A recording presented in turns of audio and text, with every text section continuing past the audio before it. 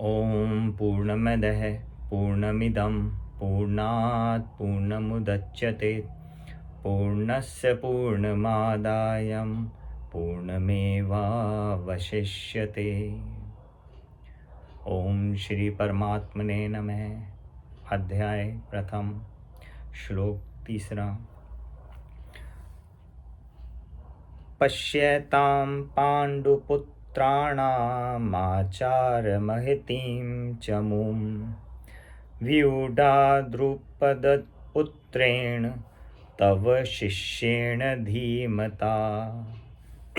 हे आचार्य, आपके बुद्धिमान शिष्य द्रुपद पुत्र धृष्टद्युम्न के द्वारा व्यूह रचना से खड़ी हुई पांडवों की इस बड़ी भारी सेना को देखिए।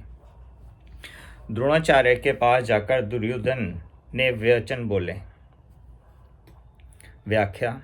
आचार्य पद से यहाँ पर आचार्य द्रोण के लिए संबोधित है।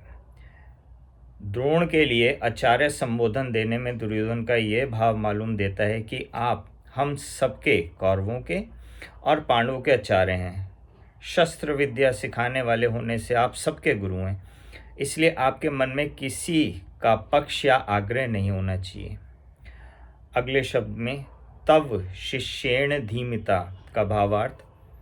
इन पदों का प्रयोग करने में दुर्योधन का भाव यह है कि आप इतने सरल हैं कि अपने मारने के लिए पैदा होने वाले धृष्टद्युम्न को भी अपने शस्त्र विद्या सिखाई है, और वे आपका शिष्य धृष्टद्युम्न इतना बुद्धिमान है कि उसने आपको मारने के लिए आपसे ही अस्त्र शस्त्र की विद्या सीखी। इस श्लोक में द्रुपद पुत्रेण का भावार्थ। यह पद कहने का आशय है कि आपको मारने के उद्देश्य को लेकर ही द्रुपद ने याज और उपयाज नामक ब्राह्मणों से यज्ञ कराया, जिससे धृष्टद्युम्न पैदा हुआ। वही यह द्रुपद धृष्टद्युम्न आपके सामने प्रतिपक्ष में सेना के रूप में खड़ा है। यद्यपि दुर्योधन यहाँ द्रुपद पुत्र के स्थान पर धृष्टद्युम्न भी कह सकता था, तथापि द्रोणाचार्य के साथ द्रुपद जो वैर रखता था, उस वैर भाव को याद दिलाने के लिए दुर्योधन यहाँ द्रुपद पुत्रेण शब्द का प्रयोग करता है कि अब वैर निकालने का अच्छा मौका है।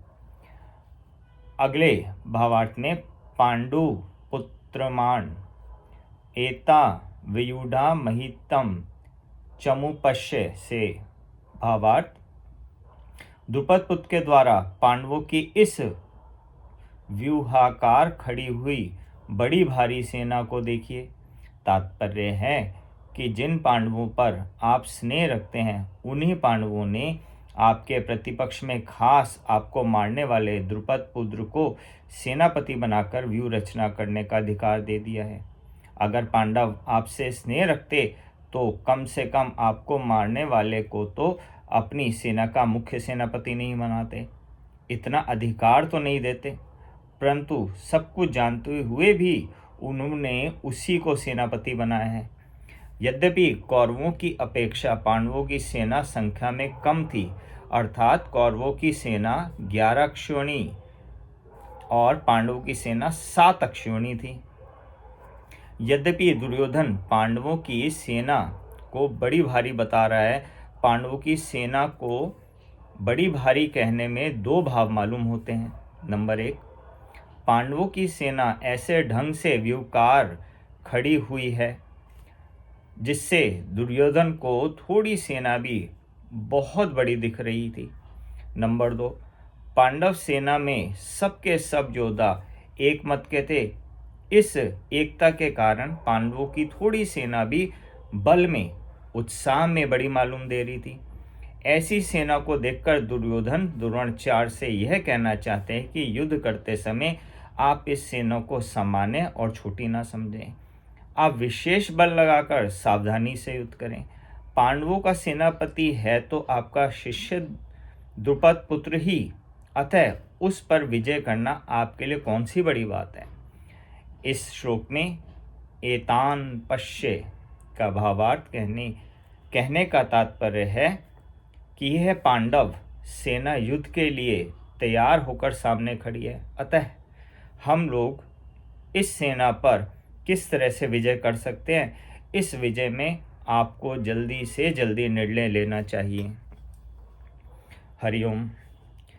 इसमें सबसे पहले बताया गया कि पांडवों की सेना में 11 अक्षौहिणी सेना और पांडवों की सेना में 7 अक्षौहिणी सेना थी। अब हम अक्षौहिणी सेना का मतलब समझ लेते हैं। एक अक्षौहिणी सेना में 21,870 रथ, 21,870 हाथी, 65,610 घोड़े, 1,09,340 पैदल सैनिक होते हैं। महाभारत के आदि पर्व में 2/23 से लेकर 26 तक इसको कहा गया है। ओम श्री कृष्णार्पणमस्तु।